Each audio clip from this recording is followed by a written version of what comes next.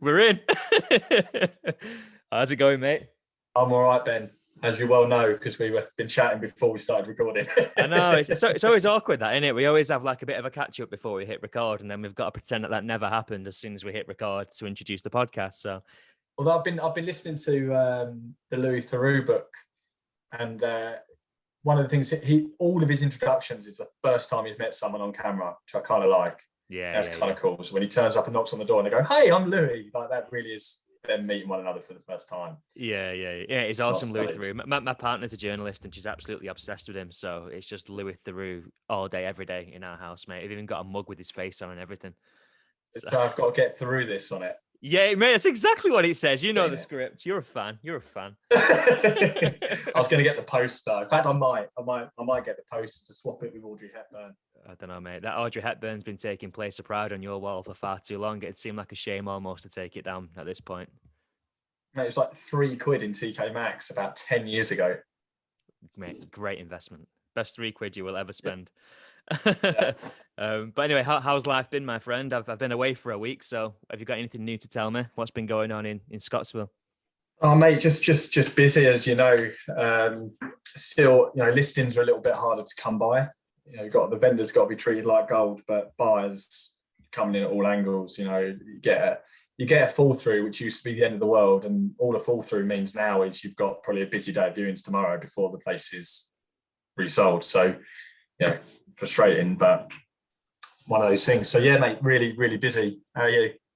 Yeah, good. Back to reality with a bang, I think, is probably the best way to explain. Obviously, I was away last week on the family trip. We got that cottage up in Cumbria, didn't we, for a week? So, Wicked. yeah, it was really nice, mate. Good to just take a step back and reset. And I wasn't completely hands off. I think my mind's always ticking about work. I'm always thinking about something. Yeah. Just part of my DNA. I guess my business is also my lifestyle. But yeah, it was nice to wind down and just spend a bit of time with the family. And the house that we went to, mate, I know I always bang on about wanting to buy this dream property in the Lake District or somewhere rural. Like the property that we stayed in was literally the dream. Like it was this farmhouse on a massive plot, like big gardens. The dog was loving his life. The kids are out playing football 24/7, like a lovely little river running beside it. So yeah, it was exactly what I aspire to purchase, mate. Yeah. So if anything else, it's nice to relax, but I've come back, I think, a lot more motivated than what I was before, just by tasting, the reason why I'm doing this, if you know what I mean. But that's why I think I would rather take more shorter breaks like you've just had than fewer longer breaks. Like, especially when you're working like we do at the moment. Personally, I think that refresh is really important. Like really important. How did you manage that from like a work point of view then when you went away? What did you do with like viewings and vendor contact and stuff? Yeah, well, I had a kind of a bit of a whip round all my vendors who were on the market before. Obviously, sales progression is taken care of because I've got an assistant who helps out with that, as we discussed the other week. But with the existing vendors on the market, I just said, look, I'm booking a week off. I'm away in the Lake District. So, if there's anything urgent, feel free to pop me a message. But for all intents and purposes, I'm off.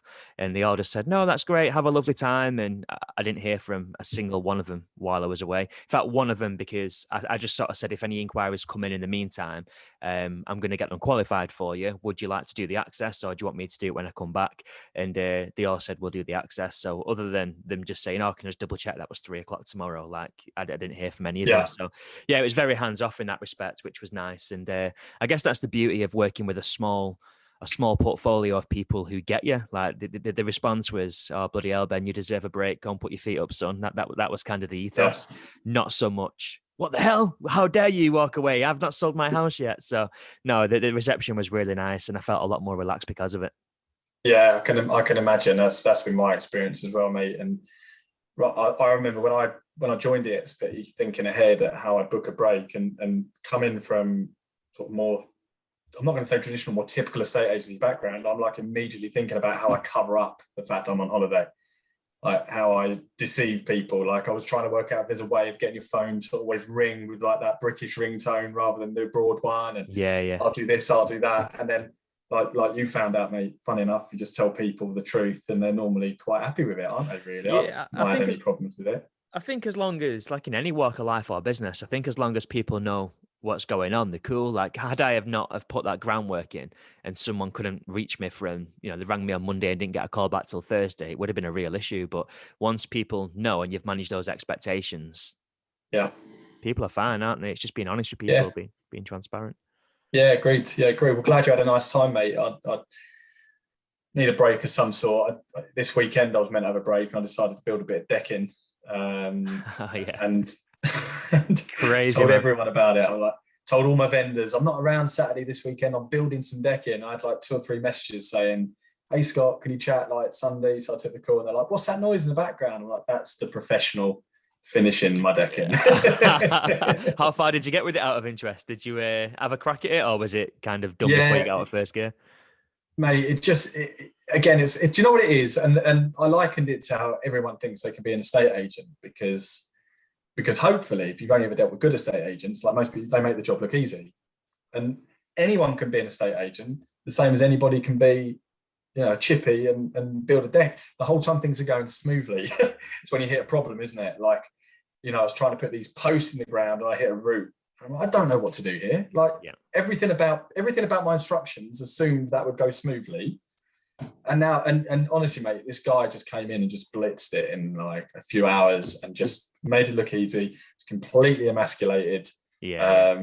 But I've now got a nice bit of decking to look at, mate. So, like, it is like our job, isn't it? It's all the little things that you learn over the years that are hard to even recall where or when you learned them, but all these little techniques at different times that just make the job a little bit easier. Of course, mate. It's like anything in it. It's those little nuances that you don't realize, like the way you negotiate an offer, when you stop speaking, how you ask for feedback, the questions that you're asking, how it's reported, the psychology of sales, getting to know your clients. It's like you take it for granted almost because we've been doing it for so long, but you put a complete novice on the phone and it's like their version of Everest, isn't it? It's completely new and alien. Yeah. But I can definitely relate to you on that emasculating thing. I had a bathroom fitted not too long ago. And I kind of went through this little point of thinking, oh, should I try and do the tiling? Could I do this? Could I put the sink in? And Becky was just like, mate, I won't even trust you to change a light bulb. Like, piss off. We're getting someone in to do it. So this guy came in to do it, like, lovely chap. And I was just like, so would you like another cup of tea, Daniel? Hanging about. Yeah, just hanging about. Like, would you like me to sweep up after you, Daniel? Just trying to do like the little jobs that I could. And then when the new bathroom suite came, he was like, can you give me a hand with this bath, mate? I was like, no worries, mate. Yeah, I'm down 2 secs. So that was about the extent of my contribution to that refurbishment. Listen, mate, we've all been there. We've all been there. I won't be making it. I've said the same thing again, though. Like, all the tools are going now. Get rid of it all just to get rid of the temptation to have another stab at something. Yeah. In the end, instead of doing that, I just had the weekend off, which was just lovely. Exactly, mate. And like I was just saying about that break, you need that time to yourself, whether you're on holiday or you're just at home chilling, watching the football, playing on footy, man, or whatever it is you're doing with your spare time at the minute. It's just nice to take a minute to relax in it. Tell you what I did learn though, like when I was away, I was saying to Becca, because obviously, my goal is the house. Like, I'm always talking about this house that I want to buy, and I want it to get the perfect property for the kids to grow up in. But what the best thing was, it wasn't so much the bricks and the mortar. It wasn't that materialistic item. What was the best thing was, for example, we had a day of glorious sunshine. And on that day, I was doing like a workout in the garden, like a Joe Wicks home workout, doing burpees. The kids were training with me because they could see me exercising. Then we was throwing rocks in the river next door straight after to like freshen up. And it's just like normally in the real world, I'm scuttling off down to the gym, taking an hour away from the house, or I'm training like a dingy garage that's full of spider webs where, the kids wouldn't dare come in to train with me. So I just thought it's that lifestyle piece in it and just spending time together that's really important. So I feel very grateful, mate, that I got the time to do that. But equally, it's good to be back in and back to the grind. Well, that's what the balance is like. You couldn't enjoy that break if you weren't working hard when you weren't there, Ben. So, that's what you work towards, isn't it? To be able to have that downtime. Indeed, mate. Indeed. Really good chat with Adam last week. Had some great feedback on that episode. I don't know if anyone's reached out to you directly, but the feedback internally from the XP agents and a few others has been really good. So a quick shout out to Adam. And if you've not listened to that episode last week, feel free to go back into the episode details and have a listen. It'll be an hour well spent to learn about EXP and the inception and leadership and the future of agency and fees and all that kind of stuff. So yeah, just to give everyone a nudge, if you've not already listened to that, please do check in. I think that future agency fee thing is probably a podcast in itself, mate, as well. I'd love to come back to that now I think about it, because I think that's a massive discussion. I think it's going to be really interesting over the next 5 years. Yeah, no, big time, mate, big time. Maybe it's something we cover in the coming weeks. But anyway, from that podcast to this one, today we're taking a bit of a change in direction, aren't we, Scott? We had a podcast scheduled today that we was planning to do, but we was in the industry press this week because proud to announce we've officially hit 200 agents as an organization, which is a brilliant milestone. And we went across the Negotiator, Property Industry Eye, one or two others, I think, can't remember the names off the top of my head, but essentially we got a press release put out there to celebrate the milestone. And yeah, today we're going to dig into a few of the comments. Pretty much. Comments, yeah, the comments section. You can find yourself lost in there, that's for sure. No, you really do, mate. You really do. And it's kind of like, one of the biggest questions that I get, particularly around agents coming in and embracing social media and putting themselves out there and doing video and kind of bearing the soul to the world, is how do you deal with negativity? That's like a big thing that repeatedly comes up, because I think people are scared to be judged or, scared to be put down in a public way. But whilst it's never really the rule, I think inevitably that kind of creeps in. But we see that in all walks of life, right? And I guess that one of the reasons why we're going to delve into this today is just to kind of give some balanced and logical, rational responses to some of the things that people say, or some of the misconceptions that we can maybe dispel around the model. But second to that, this is how I feel like you handle negativity. It's water off a duck's back. Everyone's entitled to their opinion. Tends to be more of a reflection on them and what they're going through or what they're striving for. And it just manifests itself and comes out in a way that's not conducive to helping them push their mission, but try and bring you down from the work that you're doing. So yeah, I think it'd be interesting to read through these and get your take on a few of these comments, Scott, to be honest.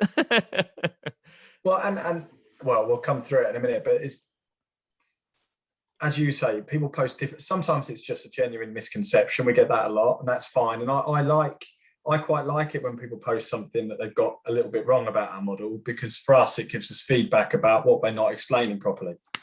So if we constantly get the same comment about, an example being about the percentage splits, you have to give this much away, then, it kind of reminds us to educate people on how that works with capping and, all the different streams of income and the support you get for that. So, I've adapted now, I don't know about you, to take that as feedback. Sometimes it is just a complete, is it troll or troll? I always say troll, but people say troll. Troll, I say, yeah. Whatever it is, right? So you can't take every negative comment as that, but there are people out there that are just posting deliberately antagonizing things, and you have to accept that. But 90% of it's feedback, I think. I'm quite happy to see it, and a lot of it's genuinely well intended, I think. Yeah, it is. You can see it a mile off, can't you? Like I did a post a couple of weeks ago now, before I went away, and I had the exact same thing. So a couple of people jumped onto it, and there was one guy, he was just fishing for an argument. Like he was just like negative, very hostile, very combative in what I was saying. You could just tell like there was no logical debate or conversation that was going to take place that was going to lead to a constructive outcome for anyone. Just gunning for blood, basically. And then on that same thread, somebody else commented saying, "Oh, don't think my views are as strong as that guy's." But one question that I did have is this, and I'll answer those questions all day and take as much time out of my day as I need to in order to kind of not right that wrong, but educate that person, I guess, or give my side of the argument or my insights as to what the answer to that particular question or perceived problem is, if that makes sense. But there's definitely a difference. You're right, mate. And I think more often than not, it is constructive. It's genuinely people being inquisitive and not trying to be ball bags effectively. But ball bags do creep in, don't they? It's just yeah, they do. Yeah, they do. Speaking of which, that's a nice little segue. Nice little segue into the article.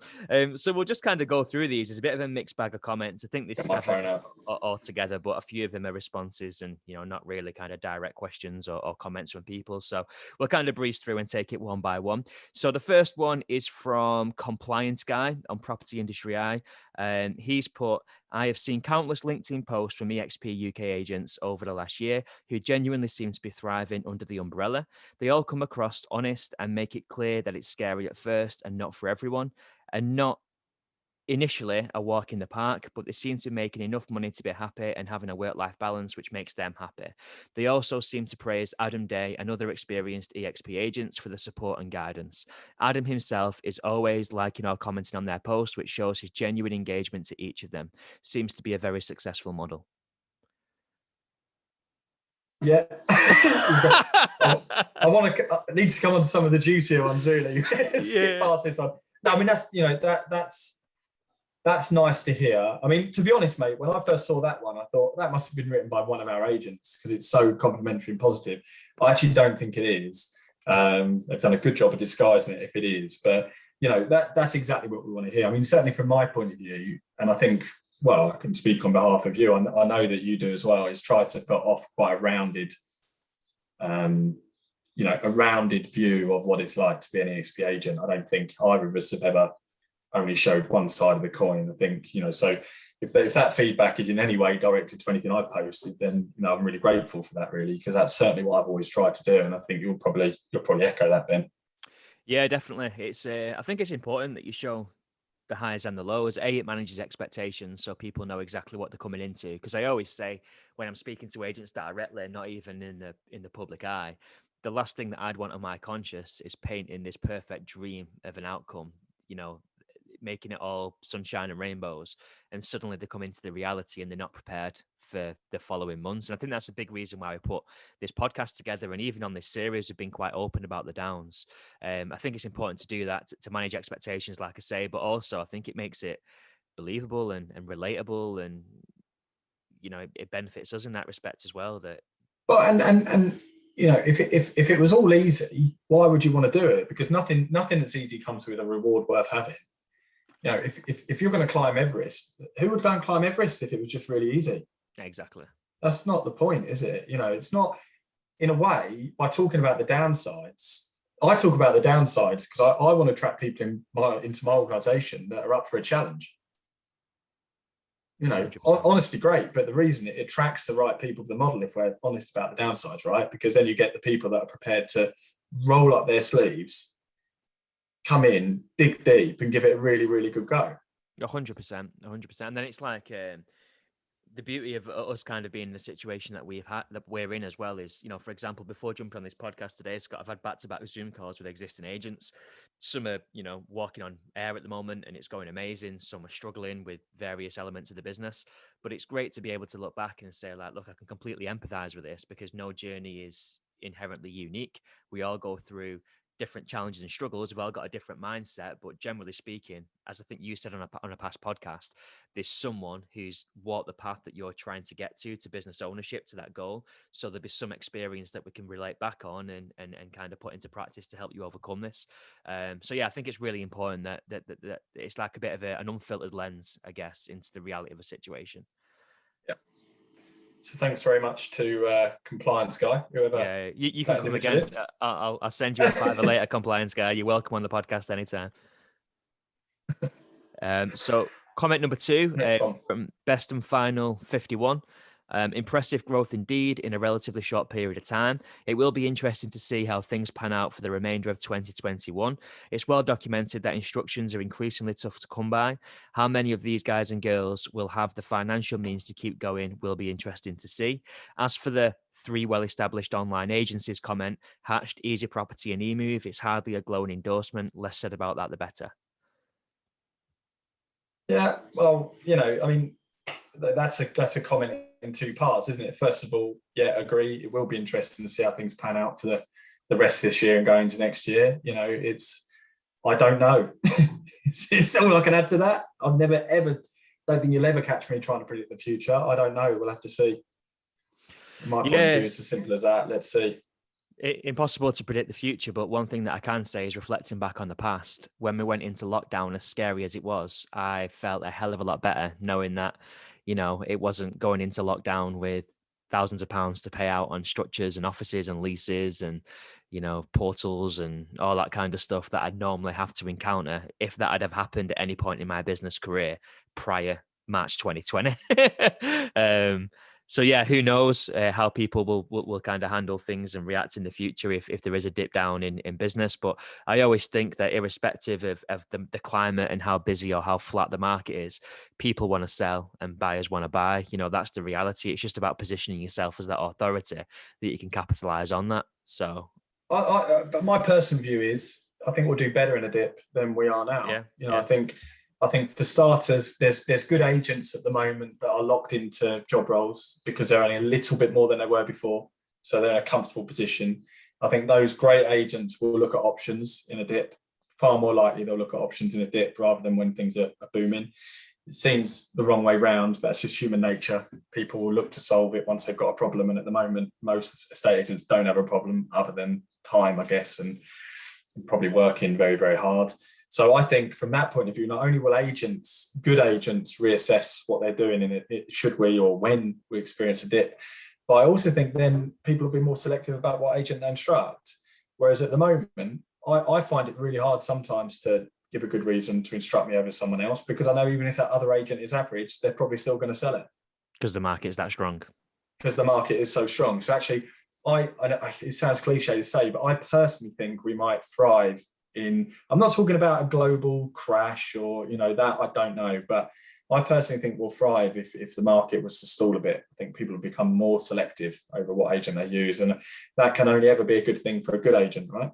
Absolutely. And, when we just look at kind of the raw economics of the model as well, the comments kind of alluding to a lack of stock. And I think, can't remember if we'd hit record at this point, Scott, but you was definitely mentioned at some point during this conversation that you're finding it the same. Vendors are hard to come by, but the market's very buoyant in terms of buyer demand. But the reality is, Scott, like you've got an incredible business with 5 properties on the market. I've got a business with 7 properties on the market. So even if there is a downturn in stock coming to the market, I think that any experienced agent who's worth the salt, who's passionate, who's consistent, who's putting themselves out there, regardless of the turbulence of the environment they're working in, you can back yourself to get a couple of instructions a month. And that's really, I think, all you need to create a good business in this space, given the structures. And the fees you're charging. I mean, it's worth mentioning just for clarity that the reason you and I have both got only a handful of properties on the market is because we've got so many under offer, right? It's not 5 isn't the total and 7 isn't the total. We're both sitting here. I've got no appointments tomorrow. None, not because I'm not doing, but I've got no houses to show. Yeah. I keep coming up with diary days where I've got nothing to do other than go and water the grass, which is great. So wonderful situation to be in, really. Do we the next bit as for the 3 well-established online agencies, Hatched, Easy Property and eMove? I mean, Adam was fairly open about his experiences with those. Are probably not for us to comment on those, really. Really. Hatched, he successfully sold to a corporate, so I don't think any, and I think only 2. I think it's only the Bruce brothers that have sold an online agency, isn't it, for the profit? I was exactly, mate. I was going to say the exact same thing. I mean, that's, notoriously it's a difficult space to thrive and exit in on a high, but he did that exactly that, started it from scratch, took it from inception, very pioneering at the time. Obviously it wasn't a thing like it is now. So he kind of went against the grain in that respect. And like you say, he successfully sold it and exited on a profit. And that puts him as part of a very select club. So I'm not sure that needs to be brushed under the carpet. I think that's sort of success speaking for itself, really. Yeah, agreed. And Easy Property and eMove, again, he was employed as part of the senior team to lead strategy. The writing was already on the wall, I think, at eMove by the time it started. He was there for probably by the time his first coffee went cold, it was pretty much time to wind down and change direction. But I guess, like you say, that's a question for Adam. But I think he did touch on that briefly in our podcast last week. So again, guys, a second nod to you to go and listen to last week's episode if that's something you're interested in. And Best and Final 51, if you are genuinely interested in Adam's background, then it'd be a good listen for you as well. That's good. The next one then. So Gangster Agent. Can I just say first off, Scott, you better watch your mouth before you answer this comment. Because this guy, you can tell he's legit a gangster because he spelt it STA. With the A. Yeah, mate. Yeah, that's right. That's when you really know. So if you was thinking this was some kind of keyboard warrior and property industry guy with nothing better to do, then you're mistaken, Scott. Watch your mouth. Posting at 8:28 as well. So the early bird catches the worm. That's it, mate. I think at 8:28, I was just about thinking about getting up. So I'm Not sure. Clearly more motivated than me. So it's actually, I mean, the comment's not that bad. It's either deliberately ill-informed or ignorant. I don't know, but I'll read it as it is. But there's no punctuation whatsoever. So it might sound a little bit wordy. In fact, I'll just read it as if there's punctuation in it then, because it's going to be hard to read otherwise. I'm not so sure they all do that well, as you only ever hear from about a dozen of their agents, and they are the ones that want the pyramid earning scheme to kick in. Got any thoughts on that, Ben? Yeah, so, well, I mean, we know that the facts and figures, don't we? I mean, they get posted weekly, so we're well aware of, just how many agents are into production and how much money people are earning and how pipelines are starting to take shape and how people are listing properties and selling properties. So anyone who's listening to this podcast internal to EXP, regardless of how out there and vocal you are on social media or not, then you know very well that there are a lot of people who aren't maybe quite as in your face as myself and Scott, who are doing very, very, very, very well behind the scenes. It's just up to them whether or not they choose to share that with the external world. So yeah, I'd say first and foremost, just to kind of put Gangster Agent to put his mind at rest, there are definitely agents having great success. It's not just a handful of agents out of 200 that are succeeding. The facts. Just in perspective, quick, for Gangster Agent, I suspect I'll earn somewhere between 140 and 150 grand. And I think I'm like 11th in the pipeline charts at the moment. Yeah. Yeah. And you've just capped as well, aren't you? Yeah, I've capped. So no more 30% for me I don't start paying 30% again till November. Yeah. And that's the other thing, mate. I mean, you've got, you've capped. We've had James Berry capped. Gavin capped. Sam Cerrone capped. Yeah. Kirk's very close. And that's, what we've done less than 18 months of trade. Everyone's gone from a cold start. No one's brought over a portfolio or data. Everyone's gone from day one to growing that business. So I think that's, and you look at production numbers as well, guys, go on Rightmove. If you look at how many listings we've got, I think we're north of 1,500 listings now, Scott. Do you know what I mean? Yeah, that's incredible. With nearly 65, 70% under offer as well. Mental. Yeah, which is, comparable with anybody's stats, really. So yeah, look, I'm not so sure. Any post that says I'm not so sure, that's probably the only decent sentence in it, really. I'm not so sure. Probably says that a lot. They all do. All you ever hear from is a dozen agents. This is somebody talking about a LinkedIn activity. Yeah. The realistically, and although this person's worded it in a way they have, there'll be lots of people genuinely thinking all this lot do is post on LinkedIn to try and attract agents. I think what I would say about that is that's because that's the tool I use LinkedIn for. It's like saying you only use a hammer to bang in nails. I wouldn't go and use it to saw a bit of wood with. And the LinkedIn tool is for me to talk to agents and attract agents to my business. So I'll go on, I'll post a video. I'm not going to go on and post a video where I've got 16,500 connections across the whole globe, mainly across the whole UK, and say, is anybody looking to buy a house in Broadstairs? Yeah. In the same way, you'll never see on Facebook me saying, do any agents here want to earn 150 grand a year? Because they're not the right environments for that kind of comment. So yeah, look, taking it on board as feedback, I think what the person's alluding to is the fact that I would guess they're on LinkedIn a lot. And that's generally the post you'll see is us talking about EXP and how to join. But I think in answer to the question, although it's not phrased as a question, that's just because that's the environment. That's exactly what I use LinkedIn for. 100%. I had the same question when we went down to meet Chris Watkin and we all had a chat down in Grantham about the model and our journeys and our stories and whatnot. Chris said the same thing to me. He said, I hope you don't take offense from this, but if I was to tune into your LinkedIn, I'd think you was more of a recruiter for EXP rather than an agent. I just said to him, that's because that's the narrative of that platform. I'm on a professional networking site that's used a lot for recruitment to talk about my business, the business, and bringing new agents into the business to help them grow their business. So of course that's the leading narrative because that's the platform and that's being used as it's intended to be used. That's a totally different version of Ben to what you'll get if you go onto Ben Moore, estate agent on Facebook, or you go onto my Instagram account, because I'm not really talking directly to my peers. I'm talking to consumers. So you change the narrative depending on your goal for that platform, and also who Yeah. you're addressing and what they want to see. So yeah, probably a lot of merit in that. I'm guessing a big LinkedIn user. And someone's commented, overrated agent, commented saying, everything that I have seen seems to be a push for new recruits for the pyramid rather than selling houses. But if they are doing well, then fair play to them. I mean, it all comes back to the fact that, yes, we want agents to join us, but if those agents join and are unsuccessful, there's no money flowing through the business in the first place to divide up through revenue share anyway, right? So, I'll say quite simply, I only want agents to join my network who are looking to sell as many houses as they possibly can. We're not about agent numbers, are we? I don't think internally. I don't think we talk about agent numbers at all.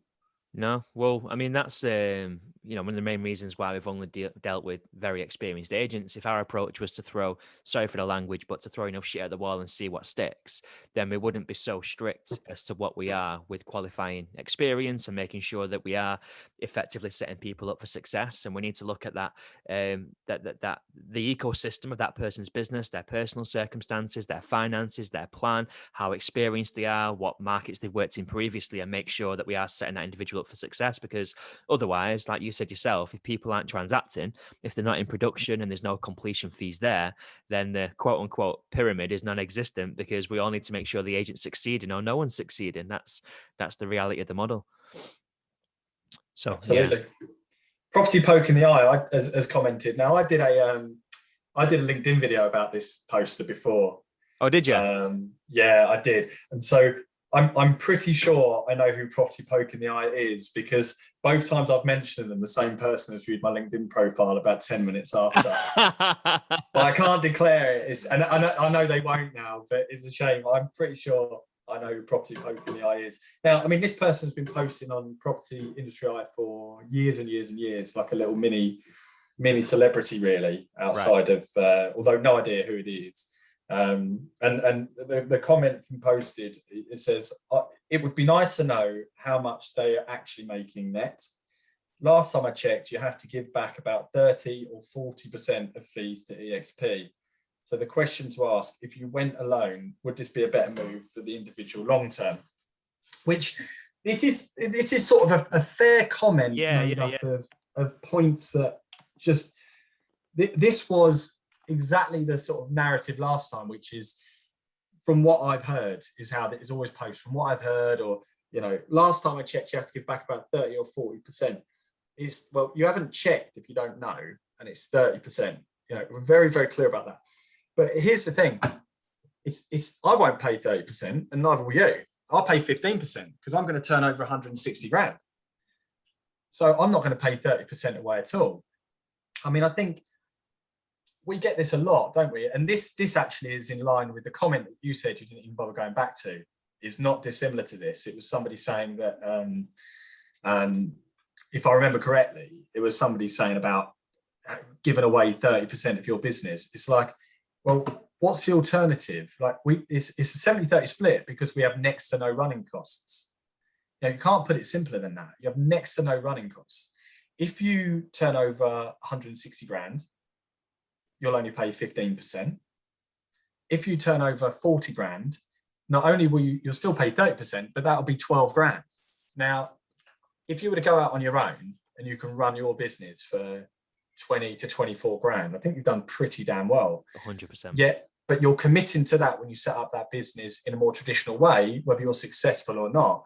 At least with EXP, it's a success-only way to pay your business bills. If you're successful, you'll pay, give or take, the same amount as you would if you went out on your own anyway. If things don't go as well, or it just takes a little bit longer, maybe the first year just takes a little bit longer to get going than you ideally wanted, you'll end up paying considerably less. So for me, I remember just thinking, this takes away next to all the risk.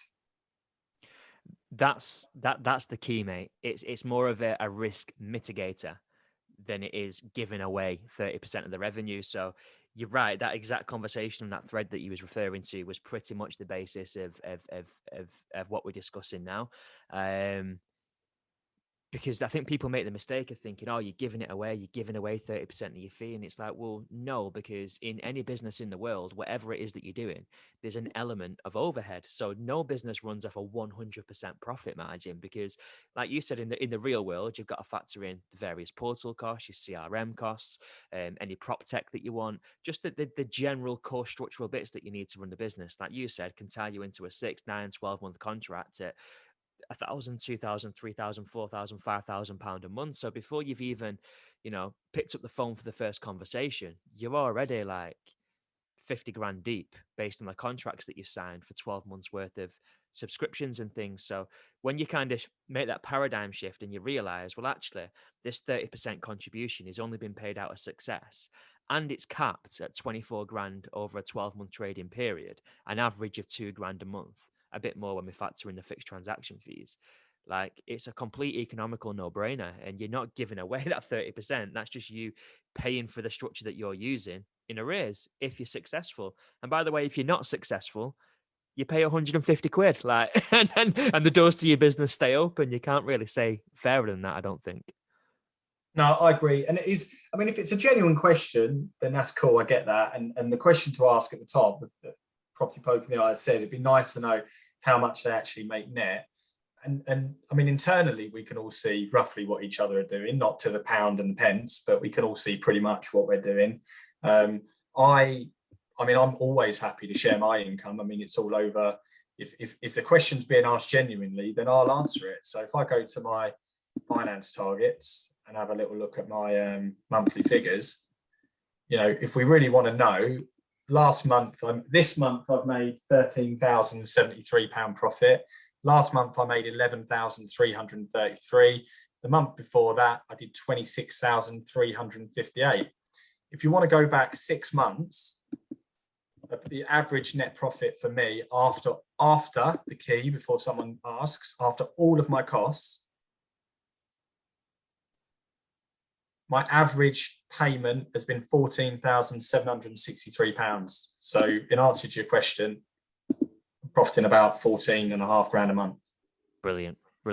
And again, for balance, obviously it doesn't go like that from day one. There's the teething problems, building your pipeline, all the setbacks that you go through over the first 6 months. But I think the key is kind of riding that wave and being able to come through that wall to get it to a point where you can do those sorts of numbers without having to chase incredible volume. Great. And people sometimes want to know, what does the average agent earn? Honest answer, I don't know, because I'm not a director of EXP. I don't know the overall figures. So I don't know what the average person earns at EXP. I probably, if you're worried about what average people do, don't start your own business, would be the first thing I'd say. Yeah. I had somebody very recently who's very, very senior in an organization and in about 150 grand a year, said, well, what does the average person earn in your company? I said, well, what does the average person earn in yours? And the answer was about 35 grand. I said, well, you're 5 times the average there. So why are you worried about what the average is at EXP? Yeah. And I really, really think it's important to come back to the fact that we're all running different races at EXP. I mean, there's 11 people earning more than me at the moment. I think you're one of them, Ben. In terms of pipeline, but you've got more money banked for sure. So it's kind of like, I've got more money on the screen, but you've got more money in your bank, and I know where I'd rather have that cash. So you're not doing. Oh, thanks, Ben. But that's the mad thing. It's like you've got Ben and I are all over LinkedIn and and behind the scenes, there's 11 people with much higher pipelines. I mean, I think we've got people with pipelines up to 130 grand, but you know about those people because a lot of them are telling you. But what is really, really important to remember is that not everybody's in that race trying to win. It reminds me once, right? I remember I was riding my bike along this like long road coming home from the train station. And there was this bloke who was about 70 on his bike, about 300 yards. And I thought, I wonder if I can overtake him before I get to the park. So I went hell for leather. I overtook him and I was like, yes. And then I thought, I've just beat a 70-year-old man on a bike race, and he didn't even know he was in the race. Yeah. I didn't even warn him. And that's the thing, like, not everyone has joined EXP to try and earn huge amounts of money. There's plenty of people that have joined EXP to try and get a better work-life balance or work it around raising a family on their own, or just to show they can, or, you know, a supplementary, almost like semi-retirement income. You know, there's so many different reasons that people have joined EXP, that the reason we can't come back to saying, well, this is an average figure, is because my question to you would be, talk to us if you're interested to know that. Tell us what race you're planning to enter, and we will line you up to have a conversation with somebody who's in that race too. So if you want to earn as much money as possible, give us a call, and Ben and I can talk to you about how we are trying to do that. If you want a lifestyle balance, I've got agents I can introduce you to that are absolutely smashing that, working 15 hours a week and earning 40 grand a year. Yeah. So I think that's the key, just to make sure you're talking to the right people who are trying to achieve the same thing as you. Definitely, man. There's not one size fits all success metric that everyone works to, is there? You couldn't be more right in what you're saying, and we see all shades of that. Like the last few days alone, the amount of conversations I've had with agents since I've been back from the lakes. You know, I was speaking to a 22-year-old guy the other day who's got a fair few years served. Actually, he's like 22, but going on 52 in his head, like super mature, but, you know, still young. And what he wants is he literally wants to work 7 days a week. He's so ambitious, so enthusiastic, as much cash as possible. He's got a clear plan on what he wants to do. He wants to be the market leader in his area. And then you look at, say, like a Matt Bentley, for example, you know, got a lot of time served, been around for decades, very senior, very well respected, known in his local market. He'll just take a listing as and when it gets it. If someone wants to give him a call on a random Thursday, he'll list it, you know, the following week for them. And that might be him for the next 6 months. Like, he's quite breezy about it. So you're right. There's no one size fits all response into how the journey is going to look. It's about, again, going back to what we said a few times now, how does that business need to look and feel for you? And then let us help you get there, or introduce you to someone who can help you get there if we're not the best qualified people to give you that advice. Yeah, definitely, mate. And that's why, you know, I'm always conscious when it comes to talking about the money that we don't make it all about that. You know, I think it's really important, but I think it just shows the flexibility of the setup, doesn't it? And I think another thing, of course, is what I like about being set up in a self-employed way that I am, without huge overcosts, is, let's be honest about it. Right.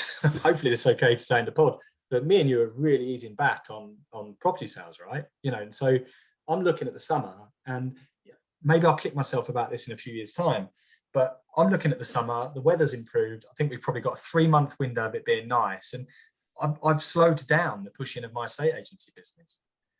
You know, you can't do that if you've got 5 members of staff and a big neon sign over, you know, a building that you rent for £2,000 a month. Yeah. With rates. You can't do that. So another thing to consider here as well is that not only can you run your own race, but you can choose when you run it, you can choose the length, the duration, and the times you're trying to be. So, you know, right now I might decide to, you know, put my foot down again, another 6-month go, 100 mile an hour. Let's try and get another 100 grand in the pipeline. But honestly, right now I'm foot off the gas on the agency side. I've got a good pipeline, as I know you have. I've got money in the bank, as I know you have, and I'm focusing my efforts on other things right now. So again, that's another benefit. It's a flexible approach. You can absolutely up the ante and go hell for leather, or you can bring it right back down and slip into neutral if you want for a little bit of time, if you need to, you know, recuperate. I think that's pretty cool. Yeah, I think that's probably a misconception in itself there. That, you know, I've been speaking to a lady from one of the hybrid players, and really good agent, like very good at what she does, super passionate. But she's had it drilled into her that, you know, she's self-employed, but she's being asked, oh, why have you only converted at X this week? How come you've not sold Y this month? So when I was having a conversation with her, the first question she asked me was, so what are the targets? How many do I need to list? And it's just like, well, you know, there are no targets. It's completely down to you. You've got that freedom. You've got that autonomy. You build the business in your mind's eye. Like, how many do you want to list in a month? What fees do you want to charge? And I think she almost kind of thought that that was part of some kind of sales pitch, like smoke and mirrors, trying to sort of sell this dream. And then in reality, it'd be very different. And I'd be on the phone to her every couple of weeks, asking what performance is like, and, you know, what she's forecasting for completions the following month. It's like, you know, you're never once going to be quizzed or questioned or pushed or pressured or asked about any of those things, because quite frankly, it's none of our business. It's your business, not mine, not Scott's, not Adam's, not anyone's. It's down to you how you want to run it. But by the same token, if you do need help or accountability, or you're struggling to get to that milestone that you've set for yourself and you need someone to give you a nudge, then you better believe that's there as well. But on your terms, it's not going to be forced upon you. Exactly. Yeah, exactly. Do you want to, so, I mean, we've got some rather lengthier comments here as well, which we can come to if you want, or I guess it's interesting, isn't it, when you put yourself out there a little bit, which I think you're maybe a little bit more used to than I am, but now I'm sort of a bit of a veteran, having been doing it for a year. I feel like we've both relaxed a little bit when we get comments that we don't like. A little bit. Not completely. But if you think back to like our WhatsApp group, you know, a year ago, I remember we used to get one particular person would post stuff, and it could like ruin evenings, right? Do you remember that? I remember once sitting up at like 1 a.m, it's like 3 of us having a three-way like WhatsApp conversation, and we were just irritated. And I remember being tired the next day and just being like really stressed out by the fact that somebody would post something I didn't like. I still don't enjoy it. I find it much easier to get over now. I think I've learned to view it, as we said at the beginning of the pod, as feedback. If they're genuinely misunderstanding something about our model, then we haven't done a good enough job explaining it.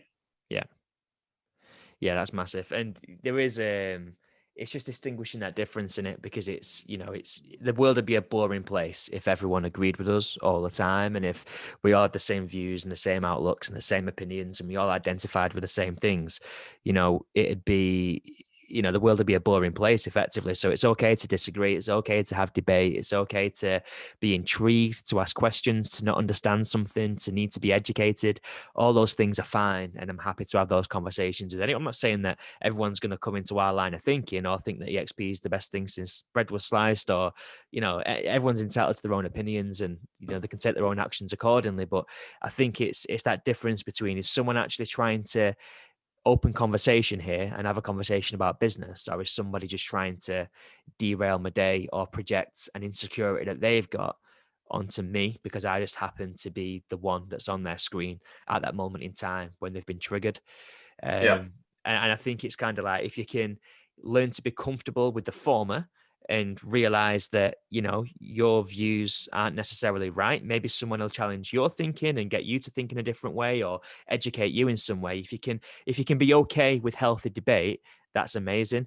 But also get better at shutting the door on things that are just plain negative and aren't there to serve you, and are more there to try and trip you up, if that makes sense. And I think we all know inherently, when we see that sort of interaction, we know when someone's being horrible to us, or trying to criticize us, or bring us down, or be combative deliberately, or whether someone is genuinely intrigued and wants your thoughts or your feedback or your opinion on something. Well, I remember us saying that I think I've definitely learned as well to trust other people to spot that too. So I used to feel like I couldn't go to bed and leave a comment like that unresponded to, because if somebody had made an accusation about something that I'd said or done, I'd feel the need to get my word in. But more and more, I started finding, I'm going to say trust my audience, but I don't mean it like that.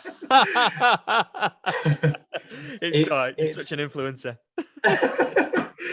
If you just trust that people will see through it, though, it becomes a lot easier, right? So if someone's trolling you and then just posting shit about you all the time, I find more and more now that I'd be getting comments from people saying, like, did you see what this person said? Like, laughing face. And eventually I started thinking, maybe people are sensible enough just to see through it, and I don't need to respond to every single ridiculous comment. Yeah, I think in a way as well, I think silence speaks volumes. Do you know what I mean? Like, if you just leave it unresponded, but you can see that you are interacting with people who've got positive things to say, I think that almost is the best outcome for you as the original, what's the word, publisher or content creator or whatever you want to say. Because it's kind of like, you know, you are welcome. That post last week's classic. Someone sent a message. I don't know if you've seen it or not, but effectively just trying to pull me down the post. And I did have that moment where I was like, and you I saw it, Ben, because you WhatsApped it to me. you had that moment where you kind of chomping from the bit, thinking, okay, I'm going to put this right. I'm going to get you told. I'm going to put you back in your box. You have all those, knee-jerk reactions, let's call it, where you want to just fight your own corner. But then you take a minute, you chill out, you neutralize yourself a little bit. You take yourself out of the situation and just look at it as to, why has that bothered me? Like, why would that trigger me? It's just completely not true. And I think that's the other thing. If you can completely, it's like if I said, now, Scott, you're a purple elephant. Like, yeah. Oh, yeah. You're not going to be triggered, mate. You're not a purple elephant. What a ridiculous thing for me to say. You're not going to lose any sleep over it. But if I came out and said, it's disgusting how you promote yourself. You're misleading about estate agency. You haven't got, you might suddenly be like, have I said something wrong? Have I done something? Yeah. And that might hit you a bit. So I think the reality is, it's just like, ask yourself why you've been triggered by something. Is there a lesson in there somewhere? But ultimately, if someone's just being a ball bag for the sake of being a ball bag, like you just gotta let them live. Let them stick to their mission and kill them with kindness and success. Well, I think most of the time, they're not just being a knob on that one-off basis. You see it. It's like, I'm part of a Facebook group when I am, and you just got the same bloke moaning about everything. This bin's full up in the park. Why don't the council come amend it? And then next week it will be, oh, there's youths on the beach having a party. And I think other people are generally reading that going, well, it was bank holiday weekends, the bins are full, and let youths have fun on the beach in the evening. That's cool too. No problem. And actually, if you responded to it, you'd make it worse. So you're quite right. I think people genuinely look and just go, yeah, I've seen this person moaning before or making silly comments or whatever it might be. But I don't think I'll fully mature to the point where I don't worry about it at all. No.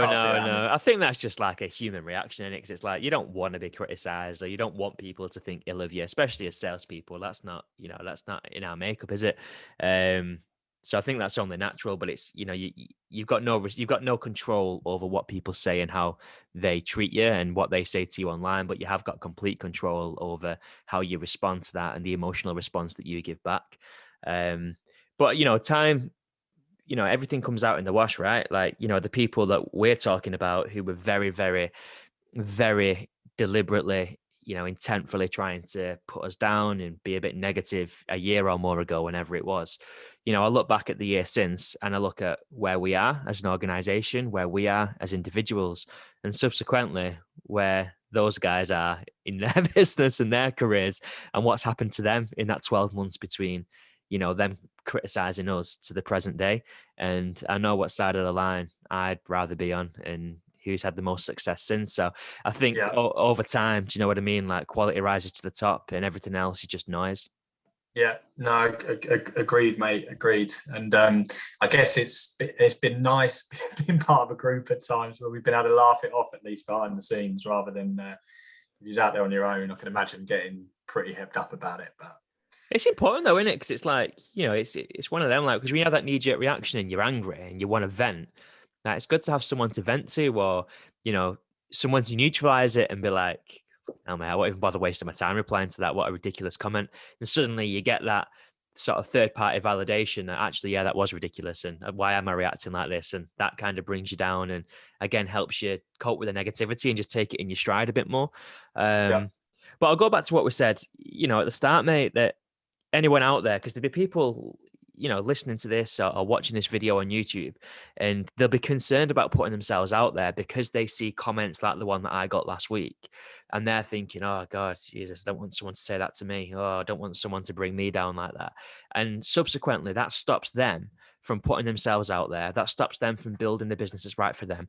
That stops them telling the world about the value they can add and how they work. That stops them achieving their goals. That stops them growing their business. That stops them hitting their targets and providing for their family and moving forward in their life, just at the fear of what some random stranger who's got no bearing or significance in their life at all may or may not say. And I think sometimes it's almost tragic when you look at it like that and think, how could you let the opinion of a stranger that you just don't value at all get in the way of achieving all of this potential that you've got to give? So just put yourself out there. If someone wants to be negative, let that be on them. But generally speaking, the problem is you see it, right? And this is the difference. If you post 500 leaflets in your local area, yeah, and you only get 5 calls, but 495 people put it in the bin, all you see is the upside. Yeah, I've got 5 calls, great. With social media, you see both sides. You see the upside and the downside. You see the positive comments and the negative ones. Where in the past with marketing, the negative thoughts were just people who didn't phone you. Yeah. That's You your negative. don't know any people better. Just go, well, I'm not phoning that guy. Look at the state of that letter or canvassing material or whatever. Whereas now you actually get feedback back on your marketing efforts, which can be positive or negative. I mean, I think I ask myself 2 questions before I post something. What am I trying to achieve by posting this? And am I likely to achieve that by posting this? And for me, as long as it ticks both those boxes, I'll post it, regardless of what it is. And if there's some downside to that, I'll accept that. And I know not everybody wants to hear how much money I'm earning. I know that. I just know that the people I'm aiming it at do want to know how much money you can make at EXP. I know that. You do want to know how much money I'm making. It's as simple as that. 100%. Because at the end of the day, mate, the people that you're trying, I don't know, let's say you've got 10,000 connections on LinkedIn, and let's say 1,000 of those people are people that you need to be communicating with. It doesn't matter if those other 9,000 people mute your notifications because they don't identify with the content. That's fine, because actually you're not speaking to them anyway. And this comes back to the beauty of content marketing and being truthful to yourself and being brave enough to put yourself out there to the world, because those 9,000 people, they're never going to be your target market. They're never going to get value from you. You're never going to enjoy working with them. It's those 1,000 people in isolation, that 10% that you want to be communicating with. So it's just about it's almost like a filter on your business, really, in it, to bring the right people into your ecosystem. So probably the tip is always just to get posting. I think it's to know from, again, I've not got 10 years worth of experience, but I've got 1 year's worth of experience. I can tell anyone who's worried about the negative comments that you probably won't feel like that about them forever. It's just, the first few hurt, right? Because they're new, it's a new experience. You've never had that before. We don't walk down the street and shout negativity at each other very often. That's not common. Whereas in the world of social media, it can tell you're in Margate and not Blackpool. Yeah, maybe. It's just, but it's not human nature. So because it's not human nature, there's an adjustment period. It does just take a bit of time to get used to. But anyone who just wants to start getting themselves out there, just do it and just accept that there's going to be an upside and possibly a small downside to it, I think. Yeah, and it is a small downside. It's definitely the minority, not the majority. But interesting, I don't know if you do this yourself. If I put a post out now, let's just say we put this podcast on LinkedIn and we got 100 comments saying that's the best podcast I've ever heard. Used to, amazing, keep up the great work, guys. Everyone's high-fiving us and slapping our ass. That'd be nice. But if one person was like, you two don't know what you're talking about, you'd cling, wouldn't you, to the negative? Like, it's almost like I don't know, your eye just goes straight away to the negative, which is interesting as well. I don't know if that's like built into psychology, if that's like some sort of like inner thing I need to work on. I don't know, but I always seem to notice the negative and feel that knee-jerk reaction to have to respond than I do if it's positive, if that makes sense. I do really, it's nice to get nice comments, but the negative ones tend to hurt. I think it's human nature, mate. Yeah. I think it's human nature. Do you get that as well, though? Yeah. Oh, yeah, big time. Of course I do. Yeah, of course I do. And 100%. I think maybe it goes back to, if you're back when we were cavemen, right? If you were sitting in a nice sunny area and you're lapping up the sunshine and you've got all the food you need, so you've got all these positive things going on. But if you hear one little unidentified rustle in the bushes, you're out of there. You're not messing about. You're not hanging about because there's so many positives. You are out there because of the negatives. So probably if you think about it, we're really not geared up to be communicating how we do nowadays. It's not something we're geared up to. And even the whole world of online, from a psyche point of view, is still like seriously new, isn't it? It's like brand spanking new. What isn't new is protecting yourself and surviving, which is I still think what we're geared up to. So I think that's why we do it. I think it's just taking a moment to realize that one negative comment probably isn't the threat that you first think it is. Yeah. I also think that's what everyone else is going to see. I think that's the thing. I think that's what everybody else is going to see when they scroll through. They'll see the one negative comment, which is why I'm more likely to reply to that and defend myself than the positive stuff. Yeah. No, you're dead right, though, in what you just said, mate. It's interesting because when you look at that evolution piece in terms of like going from cavemen to where we're up to now in our lives and the way that we communicate and consume content, it's completely unnatural. We're not geared. It's not in our DNA and, in our conditioning to be working the way that we do. I always find it interesting that the world essentially, your phone puts the world in your pocket, right? So you could jump on, I don't know, Instagram now, Scott. You might be following a load of fitness models and you see these guys that have got unattainable, like top 0.001% of the world physiques, absolutely chiseled, like look amazing, totally ripped.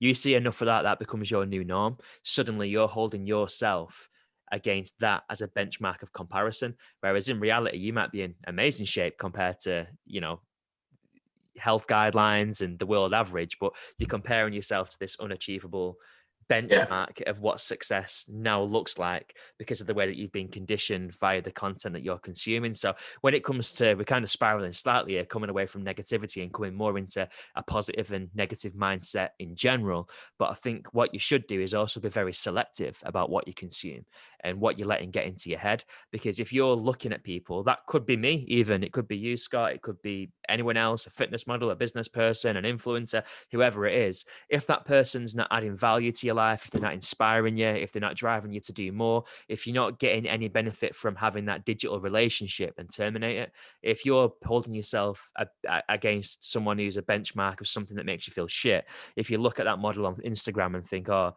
I'm fat, I'm overweight, I'm worthless, I'm ugly, then that's not healthy for your mindset. So it's also be very selective with what you consume in a broader sense. And I think that is a really piece of low-hanging fruit to change your psyche and your mentality and put you in a better frame of mind. So you're going to be more positive and more productive in life. And I think there's a massive correlation there between what we consume and what we do and how we feel and how we interpret the world. Yeah, I remember at one point I cut down the people I followed on Instagram to one business person, one fitness person, and one style person. So I chose one person whose style I liked, one person I wanted to follow in business, and one person on the fitness side. I just thought, you can't emulate 500 people, but you can choose maybe 3 people that have got the best of each world you want to do and emulate that one person. That's far more obtainable. Exactly. And take from those people like the golden nuggets, take the lessons, take the learning, take the inspiration from it to allow you to go forward in your mission. Not, I know it's like a bit of a cliche phrase now, but they say comparison is a thief of joy. So don't be comparing yourself to somebody who's on their chapter 20 and you're on your page 1, because I think that's the other thing. It can get quite, there's a fine line between demoralizing and self-sabotage and motivating and spurring you on, so it's being very aware of how you're consuming and interpreting and making sure that your psyche is switched on to serve you, not to drill you into the ground. Great, mate. 100%. Right, turned into a bit of a mental health podcast, that, Scott. Went a bit deep there. I know. I started talking about, like I said, psyche at one point, and I'm really not qualified to be making comments like that. No. There'll be someone with like a psychology A level just going, "What is he talking about? Cavemen and rustles in bushes," and relating that to life on LinkedIn. Oh, bro, Gangster Agent is going to be on your case for that, fam. Right, mate. Anything else that you'd like to add onto that, mate? No, mate, I'm done. It's about 24 degrees here, mate. So I'm setting up my laptop in the garden now for the next couple of hours, and that'll be me. That'll be me. No more appointments today. No, you just got a nice chilled out day of working. Yeah, not today. I've got plenty to do, but no, I haven't got any appointments, luckily. So I've swapped my chinos for a nice pair of shorts, mate. I'm just going to get in the garden, make my calls from there, water the lawn. Lovely stuff. Living the dream, mate. Well, enjoy yourself. Crack open a cold beer. And you, mate. I've got a few viewings to get to now, so have a beer for me, mate, and I'll catch you. Sorry to hear that, Ben. Take care. All right, ta-ra, Ben.